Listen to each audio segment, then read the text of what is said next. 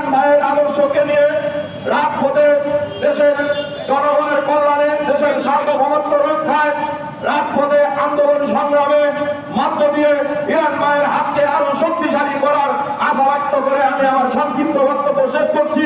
আল্লাহ হাফেজ। বাংলাদেশ জিন্দাবাদ। এই মুহূর্তে আমাদের মাঝে বক্তব্য নিয়ে আসছেন নিজামুদ্দিন আল আসাম, সিনিয়র যুগ্ম সাধারণ সম্পাদক যুব জমিয়ত বাংলাদেশ। বক্তব্য নিয়ে আসছেন নিজামুদ্দিন আল আসাম।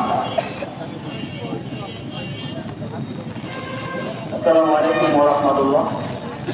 বাংলাদেশ যুব মিশন আত্মপ্রকাশ অনুষ্ঠানের সম্মানিত সভাপতি, আজকের এই অনুষ্ঠানে প্রধান অতিথি হিসেবে উপস্থিত আছেন বাংলাদেশ লেবার পার্টির সম্মানিত চেয়ারম্যান, এদেশের জনগণের আন্দোলন সংগ্রামের পরিচিত মুখ জনাব ডক্টর মুস্তাফিজুর রহমান ইরান ভাই, উপস্থিত বাংলাদেশ লেবার পার্টি, বাংলাদেশ ছাত্র মিশন, যুব মিশনের কেন্দ্রীয় এবং নগর নেতৃবৃন্দ, উপস্থিত বিভিন্ন যুব সংগঠনের কেন্দ্রীয় নেতৃবৃন্দ, সকলকে জানাই আমার সংগঠন যুব জমিয়ত বাংলাদেশের পক্ষ থেকে আন্তরিক শুভেচ্ছা অভিনন্দন। সংগ্রামী উপস্থিতি, আজকে দেশের যে বিরাজমান পরিস্থিতিতে যে যুব সংগঠনটি আত্মপ্রকাশ হতে যাচ্ছে, আমি তাদেরকে শুরুতেই আমার যুব জমিয়তের বাংলাদেশের পক্ষ থেকে তাদেরকে আহ্বান সাধুবাদ জানাই।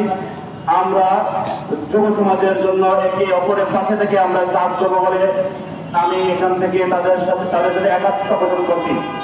সংগ্রামী উপস্থিতি, দীর্ঘ লম্বা বক্তব্য হয়েছে, বক্তব্য রাখবেন জাতীয় নেতৃবৃন্দ। আমি সংক্ষিপ্ত একটি কথা বলে শেষ করতে চাই। আমরা জুলাই আগস্ট আন্দোলনে, ছাত্র জনতার আন্দোলনে আমরা রক্ত দিয়েছি। আমি আমরা রক্ত দিয়েছি। আমরা প্রতিবাদের সময় বেশিরভাগ বিরোধী ছাত্র ঐক্যতে ছাত্র মিশনের সভাপতি মিলন ভাইকে নিয়ে আমরা রাজপথে কাজ করেছি, আমরা আহত হয়েছি, কিন্তু আমরা দেখতে পাচ্ছি আজকে জনগণের ছাত্র জনতা আন্দোলনের মাধ্যমে আমরা যে অভ্যুত্থানের পরে আমরা যাদেরকে ক্ষমতায় বসিয়েছি তারা জনগণের কথা চিন্তা না করে তাদের কথাই ভাবছেন সংস্কার বলে সময়গুলো কেমন করছেন। আমরা দেখছি উপদেষ্টা মন্ডলীতে কিছু ঠান্ডাও বসেছেন।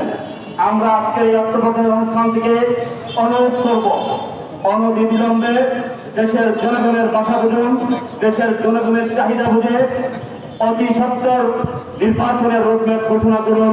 এই বলে আমার সংক্ষিপ্ত বক্তব্য শেষ করছি। নজরুল মিলন বাহু গঠন করে। আসসালামু আলাইকুম ওয়া রাহমাতুল্লাহ।